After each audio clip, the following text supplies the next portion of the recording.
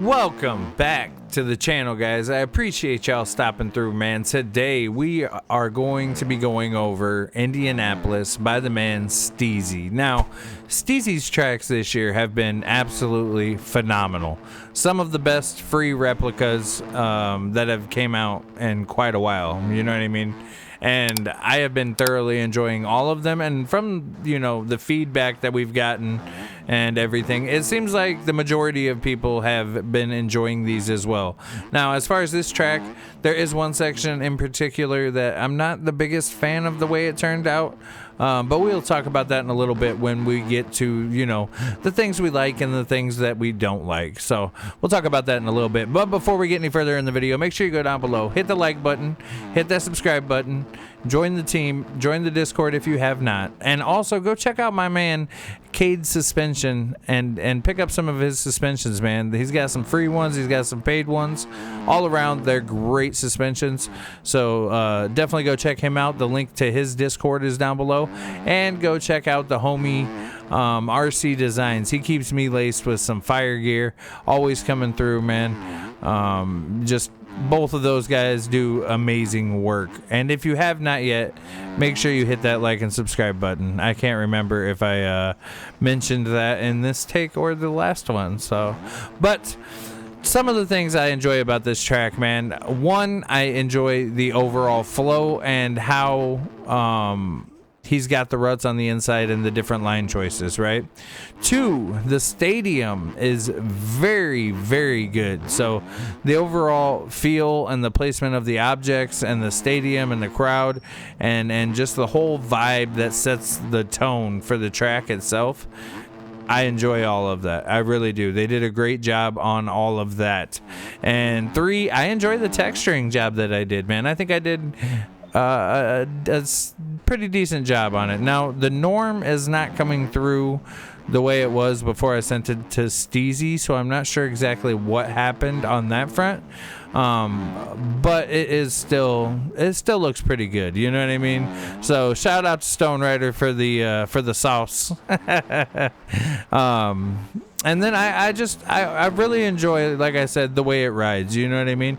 Now, I have not raced on it or anything like that, but I am so glad that we do have a group of people making the free or the replica tracks from IRL for free.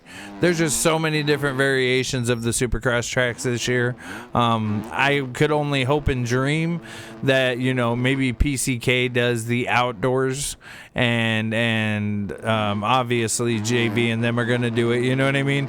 And then maybe me and Steezy and I, maybe we do it too.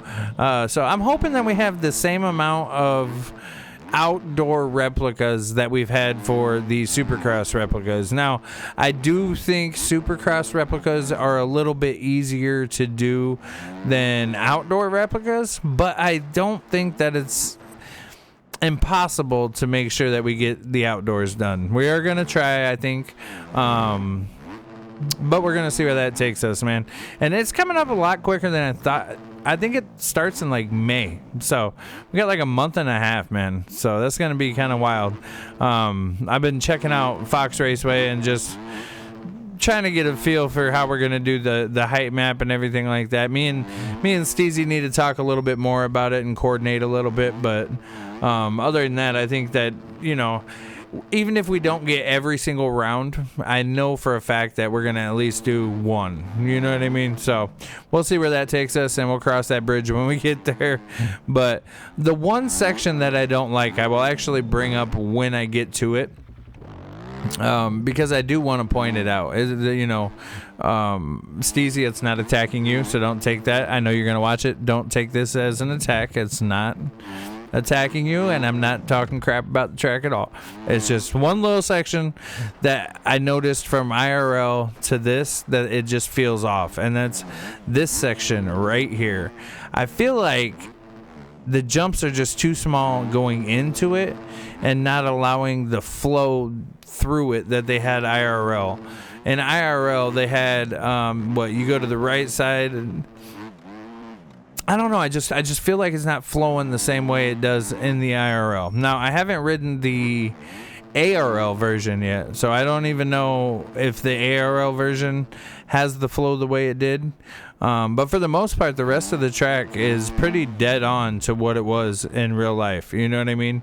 Hayden Deegan was able to hit this quad on the out right here. If you took the inside and stepped on, stepped off, he was able to hit that quad over that table one time in the race I saw. But I do think on a 450 on this track, you could hit that quad. So that could be, you know, take that inside line, step on, step off, and then just quad over it. I do think that you can get through there. Right here, I feel like that third jump needs to be a little bigger so you can triple out when taking the inside. But I didn't get to test the track or ride it prior to it being released. But overall, it is a good track, and I mean, obviously, you can tell the quality is definitely there. Steezy, A Smokey, Clouds, and myself, we have all, you know, been putting in a lot of work to make sure that these all turn out the way that we want them to, and as close to the replica or as close to the IRL as possible. You know what I'm saying? So we've been doing our best, and I think that this one might have fallen a little bit short in comparison to some of the other ones. It's definitely a lot easier than some of the other ones, but I think that's just because the track layout for Indianapolis this year, I wasn't the biggest fan of to begin with. You know what I mean? Supercross tracks nowadays, they don't have that excitement that they had back in the day. You know what I mean?